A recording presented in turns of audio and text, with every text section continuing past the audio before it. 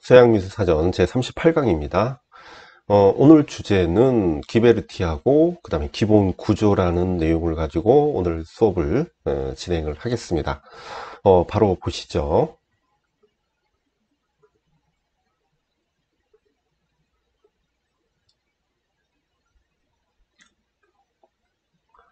자, 기베르티가 나오죠.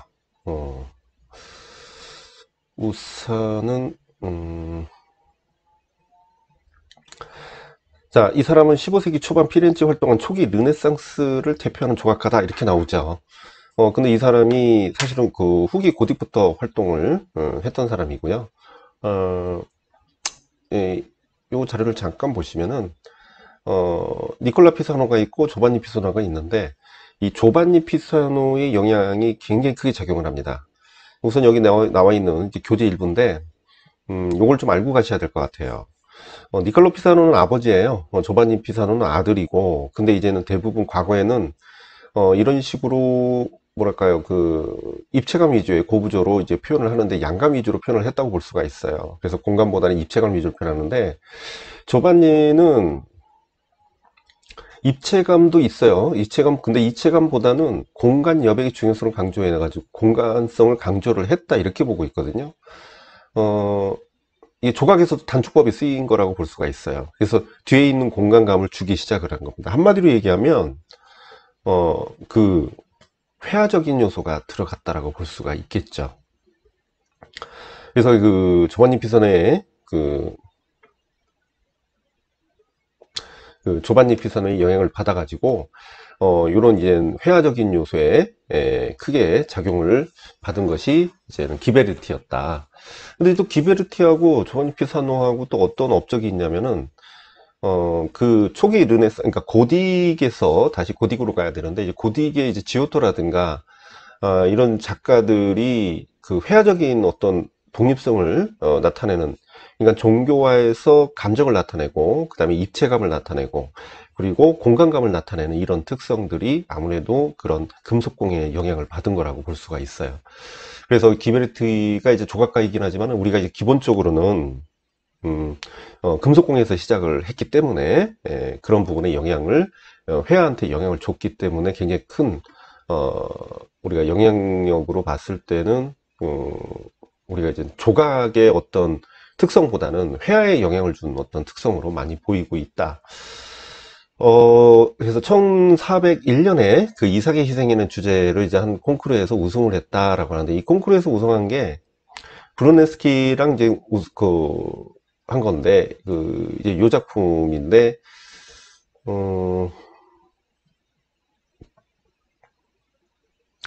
지금 요 작품을 봤을 때는 어떤 게 브루네스키고 어떤 게 그 기베르티 것인지 좀 확대를 해가지고 어떤 게 그럴까요? 지금 보시기에는 지금 요 작품 같은 경우는 요 이제 낙인지 말인지, 이거 낙이라고 나오는데 이 낙이가 이게 측면에서 그대로 형태를 다 보이고 있고요. 그 다음에 요게 이제 그 사람의 인체의 모양도 측면으로 다 보이고 있고 이 천사의 모습도 측면으로 다 보이고 있습니다. 그런데 여기서 보시면 여기 이제 주제가 되는 어떤 인체는 어느 정도 보이긴 하지만 요 이제 나귀 같은 경우는 이 겹침이 지금 이 인체랑 겹침이 보이고 그 다음에 여기 부분 자세히 보세요. 여기 부분에 천사가 측면에서 다 보이는 것이 아니라 정면으로 해서 뒷부분이 이렇게 공간감 있게 표현을 하고 있죠. 이게 그 기베르티 거고 이게 브루네스키의 특성을 보이고 있습니다. 그러다 보니까 사실은 뭐 이 공간감의 작품의 어떤 특성들이 반영됐다기보다는 이렇게 표현하다 보니까 이 청동이 덜 들어간 거예요. 청동이 덜 들어가 가지고 아무래도 이제 제작 비용을 이제 고려를 안 할 수가 없으니까 그런 제작 비용을 통해 가지고 이제는 조금이라도 조금 이 청동이 덜 들어가는 쪽으로 해서 기브레트가 좀 어이없는 이유로 이제 여기 이제 우승을 한 건데, 어쨌든 이런 공간감으로 인해서 나타나는 특징이 있다. 그래서 그렇게 알아두시고요. 자, 그 다음에 보시면 이 콩쿠르가 이제 그런 의미였다. 그래서 이제는 피렌체 대성당 부속 세례당의 두 번째 총동문인 북쪽문을 제작을 하게 되고요. 이후에 미켈란젤로가 천국의 문이라 이름 붙여준 세 번째 총동문도 맡아 제작을 하게 됩니다. 그래서 이제 요 작품이죠. 요 작품을 하게 되는데 지금 보시면은 되게 디테일해요, 사실은. 굉장히 디테일하게 표현을 하죠. 그래서 이 일부가 이제 뭐 확대해서 나오는데 이런 문을 이게 금속공예에서 시작을 한 거란 말이죠. 그런데 이제 이런 문에서 이제 세부적으로 본다면 이제 이런 식으로 굉장히 디테일하게 공간감 있게 이렇게 건축물을 통해 가지고 공간감 있게 이렇게 표현을 했다라는 것이 특징이라고 볼 수가 있습니다. 그래서 이제는 그 미켈란젤로 천국의 문이라 붙여준 세 번째 총동문을 맡아 제작을 하게 되죠.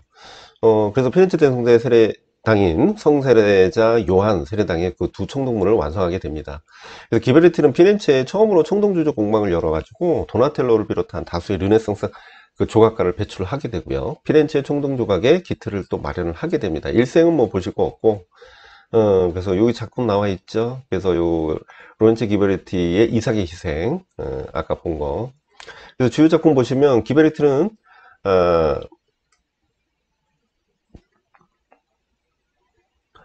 이삭의 희생으로 피렌체 대성당의 세례당의 총동문 조각가를 선정하는 콩쿠르에서 우수한 후에 첫 작업으로 세례당의 두 번째 총동문인 북쪽문을 제작하게 되는데 이후 브로네스키와 함께 그 대성당의 그 건축가로 일을 했고요. 헤로당 앞에 선 그리스도와 세례 요한을 주제로 해가지고 시에나 대성당의 그 세례대로 이렇게 세례대를 제작을 했어요. 그래서 그 밑에 보시면은 그래서 그 불후의 명작이자 그 이후에 서방 총동문에 커다란 영향을 미친 천국의 문을 제작을 했는데 1425년에 주문해가지고 1452년에 완성한 이 작품은 고딕풍에서 벗어났다. 여기서 뭐 크게 뭐 모르는 부분은 아닌데 고딕풍에서 벗어났다는 것은 정교하게 이 정교함이 이제 고딕풍이에요. 벗어난 공간 개념. 그러니까 우리가 이제 공간 개념이라는 것 자체가 후기 고딕에서 나타나긴 했지만 그래도 르네상스에서 유행을 한 것이라고 보고 있거든요. 그러다 보니까 정교하기만 한 거에서 공간 개념이 나타나는 그런 특징으로 볼 수가 있다. 그래서 인체편에 있어 도나텔로로부터 시작된 르네상스 조각의 개념을 적극 수용하게 되는 것이죠. 그래서 기베르트는 이 정도 나오네요. 그렇게 보시면 될 것 같고요. 그 다음에 83페이지 이어서 더 봅니다. 그래서 기본구조라는 게 나와 있어요. 기본구조. 자, 이쪽으로서는 가고 기본구조라는 게 있는데 1960년대입니다.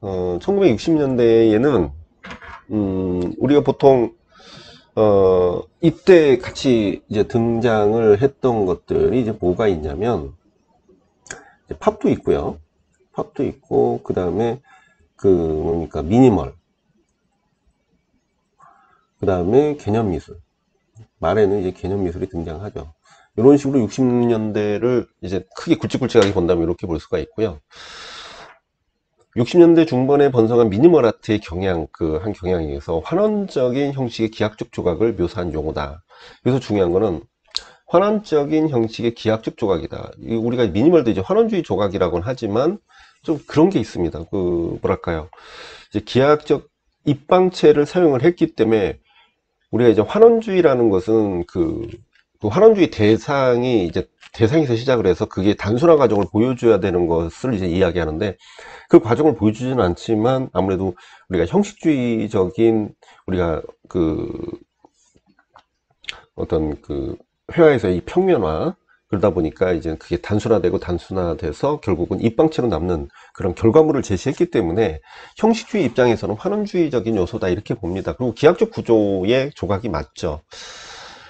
그래서 미니멀의 어떤 단순화된 그런 입방체를 얘기를 하는 거고요. 1966년에 케네스턴 맥신이 기획하고 뉴욕의 유대인 그 미술관에서 개최한 전시 제목, 그래서 기본 구조 뭐 이런 게 이제 시험 문제에 이제 거론되죠. 이런 거를 딱 제시해가지고 이 본문 내용을 그대로 제시해가지고 빈칸을 비워 놓잖아요. 그러니까 이런 것도 좀 보셔야 되고, 영국과 영국의 젊은 조각가들의 이 작품에서 비롯된 용어고요. 이 전시는 1964년 워즈워드 그 아테네움 미술관에서 개최된 흑백, 그 다음에 회색 전시에서 이 미니멀 아트의 주제로 그 한두 번째 그 대형 기획 전시로 이제 제시가 됐다고 하죠. 그래서 이 전시가 성공을 거두고 세간의 주목을 받게 되면서 기본구조라는 명칭, 기본구조라는 용어가 일반적 미술 용어로 자리 잡게 된다. 그래서 이제 기본구조를 잠깐 좀 설명을 드릴게요.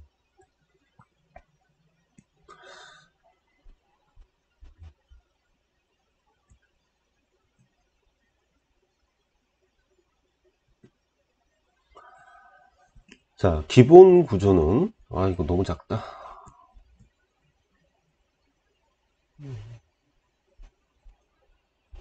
자, 기본 구조는, 보통 기하학을 얘기합니다.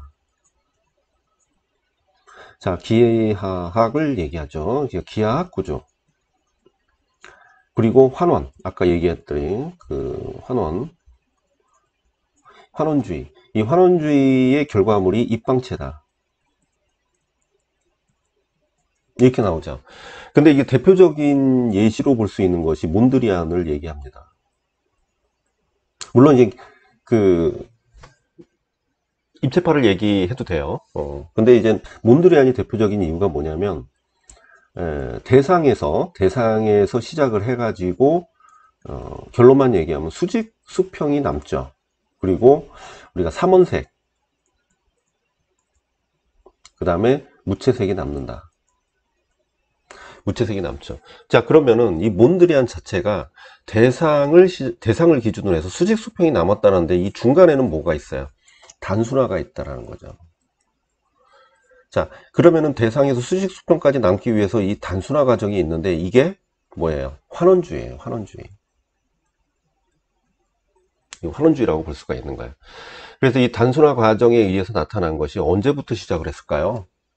기원이 세잔이라고 볼 수가 있어요. 그래서 대상을 분해해서 재구성. 그래서 그것을 다시점으로 보고 그걸 재구성한 거를 화면에 배치를 한 것이죠. 그래서 이런 기본 구조라는 명칭을 쓰고 있다라는 것 자체가 기본이라는 거잖아요. 우리가 이제 가장 기본적으로 갖춰야 할 구조라고 보는 건데 이거를 흔히 형식주의의 기본이라고 본다. 형식주의라고 보는 거예요. 그래서 모더니즘이라고 얘기도 하는데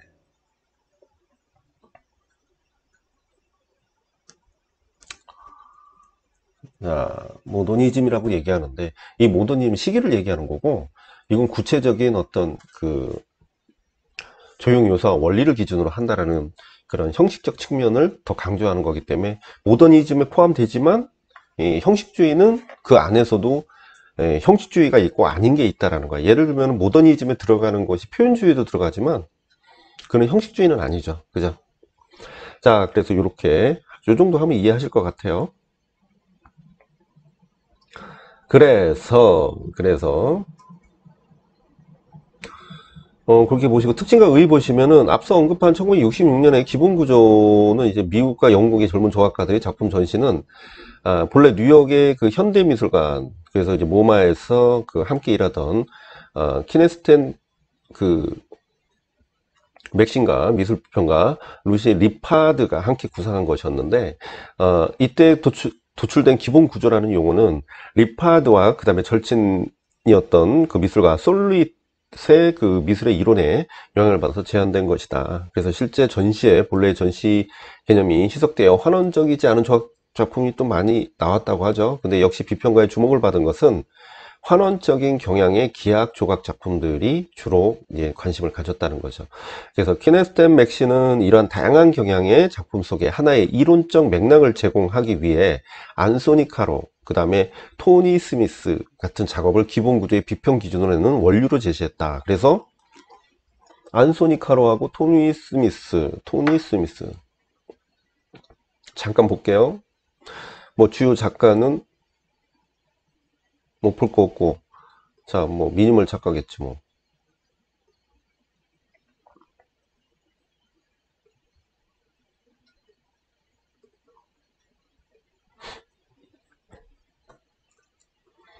자, 이런 식으로. 이런 식으로 토미스미스 죽다 다이, 예, 그 죽다라는 작품입니다. 완전히 단순한 입방체죠. 그리고 안소니카로. 이 안소니카로 같은 경우도 우리가 미니멀의 특성인 거는 왜 그러냐면요. 이 이 스미스의 작품은 이건 발주예술이 맞아요. 비개성적인 것을 하기 위해서 발주예술이 많고, 그 다음에 안소니카로는 발주를 하지 않았지만 발주의 개념이 있습니다. 왜냐하면 여기에 있는 이런 H빔이라든가 이것은 전부 건축 그 자재들이에요. 그래서 기존에, 그러니까 비개성적으로 우리가 추구를 하는 미니멀의 특성에 맞게 기존에 있던 공산품을 사용을 한다고 볼 수가 있죠. 기계적으로 이제 뽑아놓은 재료들을 그대로 사용을 합니다. 자기가 가공을 따로 해서 재료를 만든 것이 아니라. 그리고 이 안소니카로 이 카로 작품 자체가 좌대가 없어요. 이 좌대가 없기 때문에 이 좌대가 없다라는 것 자체는 어떤 그 공간의 어떤 확장, 작품에 대한 어떤 요소들이 좌대가 있다면 그 좌대 안에 갇혀 있잖아. 그래서 그 좌대 자체에 대한 어떤 상징적 의미에서 벗어났기 때문에 미니멀 자체가 원래 영역의 그런 어떤 그 계속 반복적인 확장이잖아요. 그리드의 확장이기 때문에 이 작품도 역시나 좌대가 없고 계속 공간적으로 구축적으로 확장할 수 있는 개념이 될 수가 있겠죠. 자, 보시면은 미니멀한 형태와 조각을 시도한 선구자고요. 비개성적이고 무심한 듯 보여지는 토니 그 스미스의 작품이 이제 비개성적이라는 얘기고, 그런 입방체와 4개의 면으로 구성된 단순한 형태의 조각들로 미니멀 아트의 시작을 알리는 작가였어요. 그래서 미니멀 아트는 작가의 개성과 특징, 이것을 표현하는 것이 아니라 비개성적이고 무미건조하며 그 다음에 의도를 알 수 없게 만든 극도의 제한을 둔 거다. 그래서 되게 절제된 어떤 표현이라고 볼 수가 있죠. 그래서 토니 스미스는 직접 영접을 하지 않고 공장에 주문을 발주를 했다는 얘기죠. 그래서 공업용 산물과 구별되지 않아요. 자, 여기서 가장 중요한 특징은 단일한 완전 미니멀한 형태의 조각을 그가 처음으로 시도했다는 점이고요. 토니 스미스의 입방체의 작품의 아름다움은 본질적이다. 그래서 우리가 흔히 미니멀에서 본질을 추구하는 거란 말이죠. 그래서 자연스러움 내지 않은 규칙 속에서 보여주려 했고, 그것을 반복과 조합이죠. 반복과 조합. 미니멀의 특징입니다. 그래서 예술 공간 속에 가장 단순하게 무심히 놓여 있으면서도 관람객의 그 사유의 확장을 불러일으켜서 작품의 가치가 재탄생되는 것을 토니 스미스의 작품에서 느낄 수 있다. 자, 이 정도 보시면 될 것 같네요. 그래서 우리가 이제 보통 미니멀에서의 관객이 잠깐 나왔는데, 관객이 필요하죠. 미니멀에서의 어떤 비판점이기도 합니다. 그런데 이제 특징이라고 보기에는 좀 그렇고, 관객이 원래는 자기 충족성이라 해가지고 형식주의에서는 관객이 필요 없어요. 근데 미니멀은 그게 필요하단 말이죠. 근데 이제는 그거를 비판점으로 보기도 하고 어떤 특징의 일부로 보기도 하는데, 형식주의 입장에서는 그게 중요하진 않아요. 그런데 미니멀 자체에서는 관객이라는 그 개념은 뭐냐면 연극성이에요. 그 연극성이라는 것 자체가 자기 충족, 자기 완결성이 없다란 뜻이기도 합니다, 이게. 그래서 좀 아이러니한 거죠. 그래서 미니멀은 완벽한 형식주의. 그러니까 도널저드가 이러잖아요. 회화는 이제 끝났다. 이 회화의 평면성을 인정하지 않는 이유 중에 하나가 뭐냐면 사각 프레임 속에 있다라는 거잖아요. 그러다 보니까 그것을 입방체로 제시한 거예요. 비개성적으로. 그게 완벽한 평면성이라는 얘기는 하지 않아요. 평면성이 형식주의의 일환으로 평면성이라 얘기하던 것을 입방체로 왔기 때문에 물성이라고 얘기를 합니다. 그렇기 때문에 완전한 어떤 형식주의의 극한이라고 볼 수가 있는데, 그게 관객이 필요하는 부분이 있어요. 그래서 그 관객이 이제 필요함으로써 연극성이 드러나고, 그 연극성은 결국 포스트 모던에 연결이 돼버리는 상황까지 가게 되죠. 특히 개념 미술에서의 어떤 퍼포먼스나 이런 데 영향을 주게 됩니다.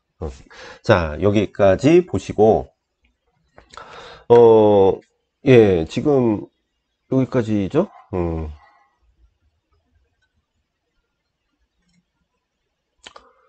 자, 그 다음에 여기까지 보시고, 다음 주에 또 이제 다음 연장선의 기한 추상부터, 이어서 보는 걸로 하겠습니다. 그거 요거 끝나고 바로 교과서를 찍어야 돼서, 바로 작업해서 여러분들 볼 수 있게, 업로드까지 하고 자야겠습니다.